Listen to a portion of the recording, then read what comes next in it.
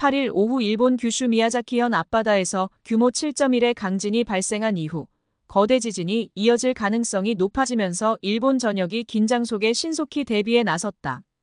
일본 기상청은 지진 발생 후 난카이 트로프 회곡 지진 임시 정보를 발표했는데 이는 2019년 해당 경보 시스템이 도입된 이후 처음이다. 기시다 후미오 총리는 추가로 발생할 수 있는 지진에 대응하기 위해 9일 예정된 중앙아시아 5개국 순방을 취소했다.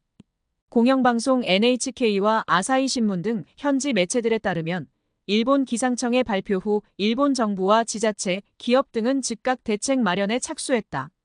8일 지진으로 인한 피해는 부상자 12명과 가옥 2채 붕괴로 집계되었지만 큰 피해는 아니었으며 앞으로 닥칠 수 있는 더 큰 지진에 대비하기 위한 조치이다.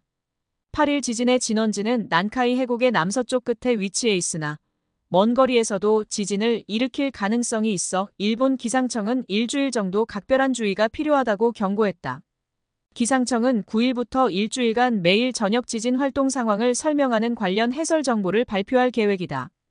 일부 지역에서는 쓰나미 주의보가 발령되었으며 최대 높이 50cm의 쓰나미가 관측되었다. 최대 34m의 쓰나미가 예상되는 고치현 쿠로시오초에서는 약 30개의 피난소가 준비되었다.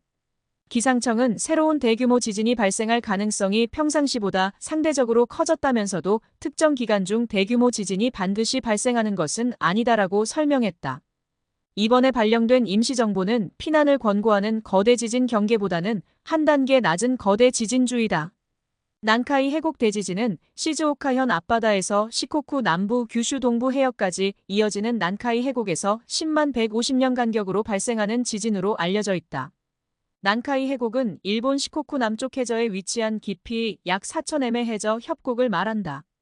필리핀의 판이 유라시아판 아래로 파고 들어가는 경계에 위치한 이 해곡은 거대 단층을 포함하고 있으며 이 단층의 움직임이 지진을 일으킨다. 판의 경계에서 지속적으로 변형되고 있는 단층이 어느 순간 한계에 도달하면 갑작스럽게 어긋나면서 거대한 지진을 촉발하게 된다. 일본 문부과학성 산하지진조사위원회는 난카이 해곡 대지진이 10년 내 발생할 확률을 약 30%, 30년 내 발생할 확률을 7,080%, 그리고 40년 내 발생할 확률을 90% 정도로 보고 있다. 가장 최근에 발생한 관련 지진은 1946년 와카야마현 인근 해상에서 발생한 슈와 난카이 지진으로 이때 가옥 3만 5천 채가 붕괴되었고 1,443명이 희생되었다.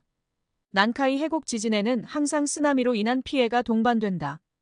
또한 전문가들은 후지산 분화 가능성도 배제할 수 없다고 경고하고 있다. 실제로 1707년 호에이 지진 당시 후지산이 분화하면서 에도도쿄 도심부까지 화산재가 날아들어 피해를 가중시킨 바 있다. 야마무라 타케이코 일본 방재시스템 연구소 소장은 호에이 지진 발생 49일 후에 후지산이 폭발한 기록이 있다. 다음 난카이 트로프 지진 시 후지산이 조용할 것이라는 보장은 없다라고 우려를 표명했다. 후지산은 호에이 분화 이후 300년 넘게 분화하지 않았는데 이는 지난 5,000년 동안 가장 긴 공백기로 알려져 있어 일본인들의 불안을 더욱 증폭시키고 있다. 일본 지진조사위원회는 난카이 해곡 대지진이 발생할 경우 최악의 시나리오에서 사망자가 32만 명에 달할 수 있다고 추정하고 있다. 최대 34m의 쓰나미가 밀려와 소실되는 건물이 240만 채, 이재민이 950만 명에 이를 것으로 보고 있다. 추산되는 경제적 피해액은 일본 국가 예산의 2배가 넘는 220조 3천억 엔 약 2011조 원으로 2011년 동일본 대지진 때 피해액의 11배를 초과한다. 지진 고고학자 산카와 아키라 박사는 지난 1월 발생한 노토반도 지진이 난카이 해곡 대지진의 전조일 가능성을 제기했다. 그는 산케이 신문과의 인터뷰에서 난카이 대지진 발생 수십 년 전부터 노토반도를 포함한 서일본 지역에서 지진이 빈발해왔는데 이번 지진이 단층 활동기의 일부일 수 있다고 말했다. 이에 일본 정부는 2014년 수립한 지진 대응 기본 계획에서 사망자 수를 약 80% 줄이고 붕괴되는 건물 수를 절반으로 줄이겠다는 목표를 설정했다. 이를 위해 피해가 예상되는 지역의 지자체는 내진 설계와 쓰나미 대피 타워 설치 등 지진 대책을 강화해왔다.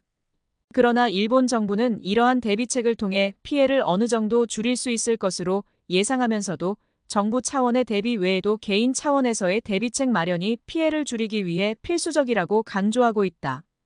현대과학으로는 여전히 지진을 정확히 예측하는 것이 거의 불가능하며 발생 확률이 과장되었다는 일부 반론도 존재한다. 그럼에도 불구하고 일본 정부와 지진 전문가들은 난카이 해곡 대지진이 언젠가 발생할 가능성이 거의 확실하다고 가정하고 이에 대한 대응책 마련에 고심하고 있다.